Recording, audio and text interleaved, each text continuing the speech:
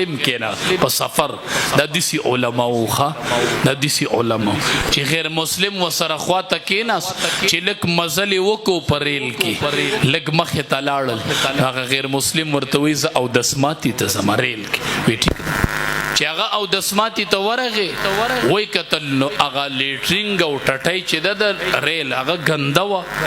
دا غیر مسلم زر واپس را حسین احمدی مدنی رحمت الله ورته وری واپس را وی واشروم غندو بس د قضای حاجت مناسب نو حسین احمدی مدنی رحمت الله علیه ورته خط کینا حسین احمدی مدنی رحمت الله علیه ورپاسه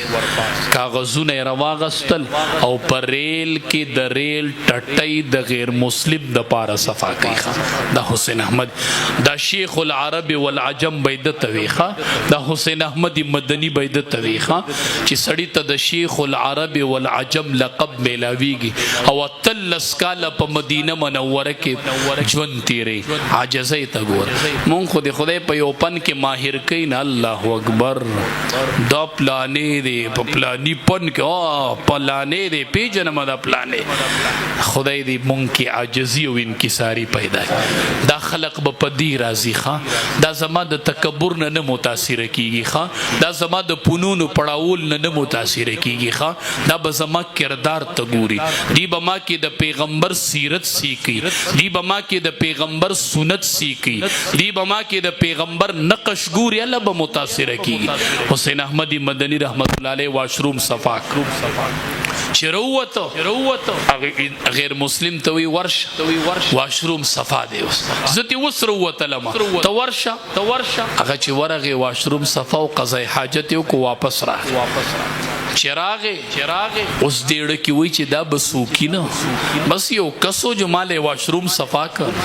چې ریل سټیشن ته ورسېدو خلق کوزیدو وای کتل نو کته دنیا مخلوق ولاړ دی په سټیشن وای دا ست ولاړ دی وای دا په دې ټرین کې شیخ العرب والعجم حسین احمدی مدنی را روان دی دا غلیدو ته ولاړ دی چې مونږ دا مخ وینو ښه مونږ به دا لاس وینو دا چهره به وینو چې د مدنی لقب ورته میلاو دی چې مونږ دیو وینو چې دیو وینو د ملاقات ته خلق ولاړ دی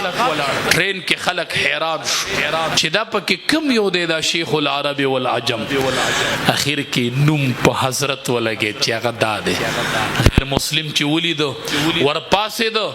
ورته وی حضرت تا ټټای نه د صفا کړي تا واشروم نه د صفا کړي تا زما سینه د کوپر نه صفا کړي د حضرت ستا پلاسو ایمان راوړم زبا اله د ټرین نه کوزیګم چې ستا پلاسو ایمان راوړم ښا دسی مشرانو هغه به دی ورځو کې جړل ښا وی حاجیان حج لتلی دي اوس په طواف کې اوس ډیر شي تلی دي حاجیان کنه ښا سروان دی اوس تلی دي الله اکبر سب تلی التب اوس طواف کوي ښا حرم شریف کې بدن نه 120 رحمت راوريږي چې سړې دن نشي ښا 60 رحمت پا اغا کس را وریگی چی کم کس طواف کی 40 پا اغا چا وریگی چی سوک منس کی او 20 پا اغا چا وریگی چی صرف د خدای کور تا گوری خوا نا منس کی او نا طواف کی او نا ذکر کی بس ناستے د خدای کور دے او تور غلاب پہ لگے دلے دے اغی باندی دسترگی لگئی او ناستے صرف اینی نو 20 رحمت پہ دا پاسا را وریگی خوا دسی خکولی زیونه دی نو چې دغه کور په یو کلی کې نو تب هغې ته مکه مکرمه نه وایي تب هغې ته مکه معظمه نه وایي او چې د امام الانبیا مدفني تب هغې ته مدینه منوره نه وایي چې هغې کې امام الانبیا مدفن دی د امام الانبیا کلی دی نو موږ به ورته څه وایو مدینه منوره او مکه مکرمه